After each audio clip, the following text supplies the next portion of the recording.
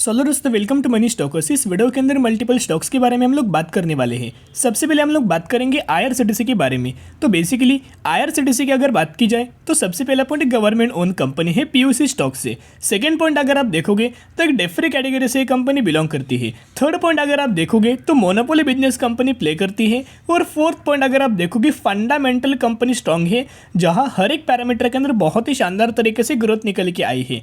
तो इन पैरामीटर जो निकल के आए हैं, जो मैंने आपके साथ पैरामीटर्स करंटली शेयर किया, हर एक पैरामीटर बहुत ही ज़्यादा पॉजिटिव वे में हमें ड्राइव होते नजर आया है। और आईआरसीटीसी का कंपनी की तरफ से कि अभी तक हमें Q3 के नंबर्स आए या फिर Q3 के नंबर्स आएंगे तो किस तरह से आ सकते हैं, कुछ बेसिक आइडिया मैं आपके साथ शेयर करूंगा और कुछ अपडेट्स है उसके बारे में भी हम लोग बात करेंगे। आज के दिन अगर आप आईआरसीटीसी का परफॉर्मेंस देखोगे तो 2 से 2.5% की गिरावट हमें आईआरसीटीसी के अंदर निकल के आई। तो क्या आईआरसीटीसी के अंदर कोई नेगेटिव खबर है? बिल्कुल भी नहीं। ये जो रिएक्शन है मार्केट के अंदर, ह्यूज अमाउंट ऑफ आज के दिन फॉल हमें नजर आया और इसी फॉल की वजह से ही हमें मैक्सिमम कंपनीज के अंदर, मैक्सिमम सेक्टर्स के अंदर हमें कमजोरी निकल के आई और कई कंपनीज के अंदर गिरावट हमें देखने को मिल चुकी है। तो जैसे कि दोस्तों आपको पता होगा कि जब इन्फोसिस का Q3 के नंबर्स आए थे, उससे पहले मैंने आपके साथ इनके शेयर होल्डिंग पैटर्न्स के अंदर शेयर किया था, जहां शेयर होल्डिंग पैटर्न्स के अंदर एफआईज ने भी बाइंग किया था, प्रमोटर्स ने भी बाइंग किया था, डीआईज ने भी बाइंग किया था, इनफैक्ट हमें गवर्नमेंट ने भी हमें बाइंग करते नजर आया था। तो जिसके चलते ये एक पॉजिटिव माना जाता है कि एक पॉजिटिव में रिएक्शन होता है कि कंपनी के रिजल्ट्स आने से पहले अगर उस क्वार्टर के अंदर, उस महीने के अंदर किसी भी कंपनी के अंदर अगर बाइंग होती है तो कंपनी का रिजल्ट अच्छा ही हमें नज़र आ जाता है।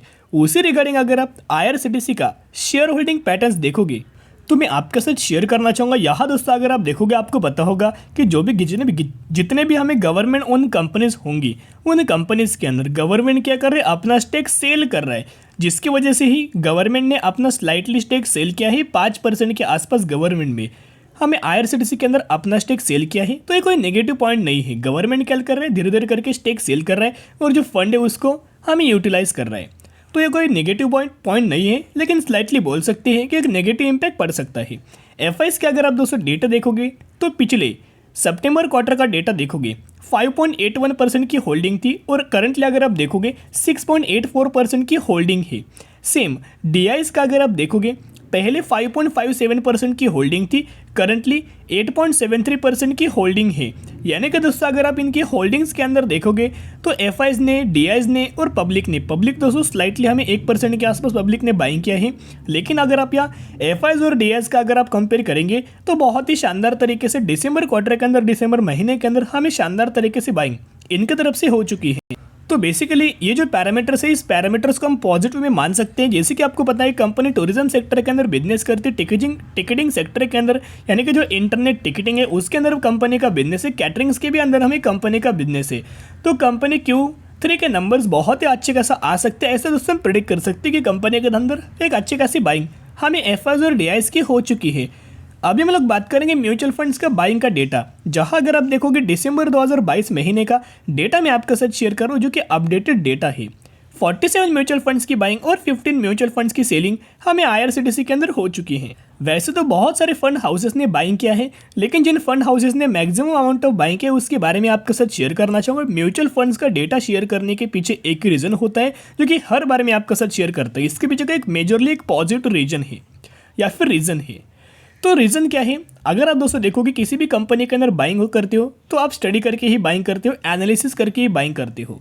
और अपने एनालिसिस, रिटेल की एनालिसिस और म्यूचुअल फंड्स की एनालिसिस, वो एनालिस्ट लोग ह्यूज अमाउंट ऑफ एनालिसिस करते हैं। और अगर म्यूचुअल फंड्स की बाइंग हुई है, एफआईज की बाइंग हुई है, डीआईज की बाइंग हुई है, प्रमोटर्स की बाइंग हुई है, तो एक पॉजिटिव माना जाता है और आपको आने वाले फ्यूचर में उस कंपनी के अंदर एक शानदार तरीके से रिटर्न मिल जाता है। कोटक का अगर आप देखोगे तो 21,500 करोड़ की बाइंग, एसबीआई का अगर आप देखोगे 6,500 करोड़ की बाइंग की है। फिर हमें एडलविस का एक फंड जिन्होंने 5,080 करोड़ की बाइंग, निपॉन का एक फंड है 3,080 करोड़ की बाइंग, आईसीआईसीआई का एक फंड है 2,590 करोड़ की बाइंग, एज वेल एस एक और हमें निपॉन का फंड निकल के आ रहा है 8,840 करोड़ की बाइंग। और एज वेल एस लास्ट दोस्तों जो फंड जिन्होंने अच्छी खासी बाइंग किया है जिसका नाम आईडीएफसी है। आईडीएफसी की अगर बात की जाए तो इन्होंने भी 3,600 करोड़ की बाइंग किया है। यानी कि म्यूचुअल फंड्स की भी बाइंग एक शानदार तरीके से आईआरसीटीसी के अंदर हो चुकी है।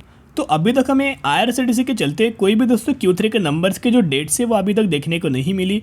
जब भी मुझे डेट्स देखने को मिल जाएगा मैं 100% आपके साथ शेयर कर दूंगा।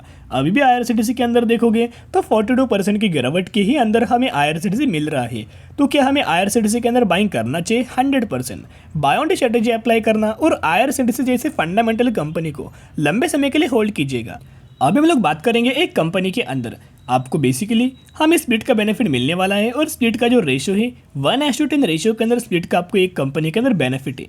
कंपनी के पैरामीटर से डिसेंट तरीके से पैरामीटर से ग्रोइंग वे में पैरामीटर्स निकल के आ रहे हैं। तो अगर आपके पास इस कंपनी के 1 शेयर होंगे तो 1 के बदले 10 शेयर मिलेंगे, अगर 10 होंगे तो 10 के बदले 100 मिलेंगे, और अगर आपके पास 100 होंगे तो 100 के बदले 1000 शेयर मिलेंगे।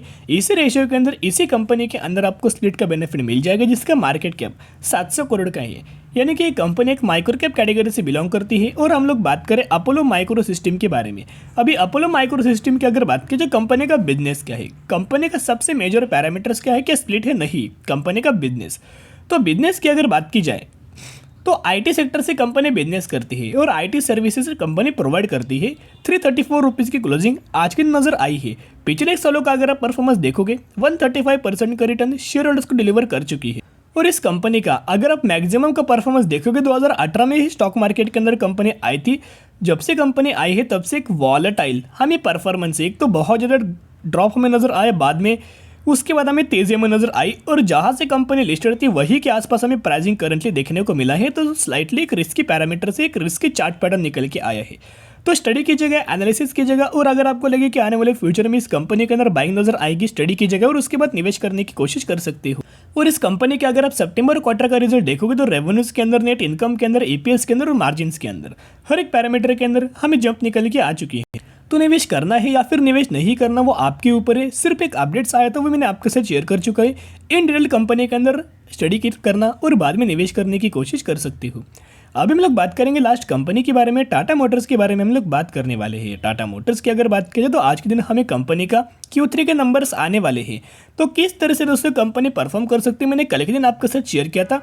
कई ब्रोकर्स का ये मानना है, कई एनालिस्ट लोगों का ये मानना है कि हमें कंपनी का जो पहले फॉर एन एग्जाम्पल 1000 करोड़ का अगर लॉस होगा तो वो लॉस रिकवर होके 100 करोड़ के आसपास लॉस नज़र आ सकता है। तो एक पॉजिटिव मात्रा में ही हमें न्यूज़ आई है या फिर आ सकती है।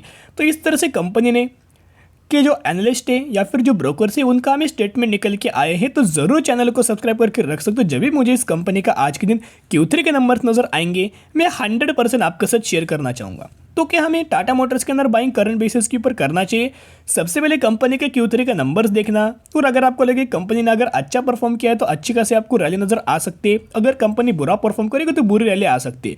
लेकिन बहुत ज़्यादा पॉजिटिव मात्रा में एक हमें अपडेट से कि कंपनी अच्छा ही खासा परफॉर्म कर सकती है। Q3 के नंबर शानदार ही हो सकते हैं। तो ज़रूर इसके ऊपर नजर रखना है। इस वीडियो के बाद दोस्तों जब भी टाटा मोटर्स का रिजल्ट आएगा मैं 100% आपके साथ शेयर कर दूंगा। आज के लिए इतने, अगर आपको वीडियो पसंद है जरूर वीडियो को लाइक शेयर और सब्सक्राइब कर सकते हो। फिर मिलेंगे, बाय।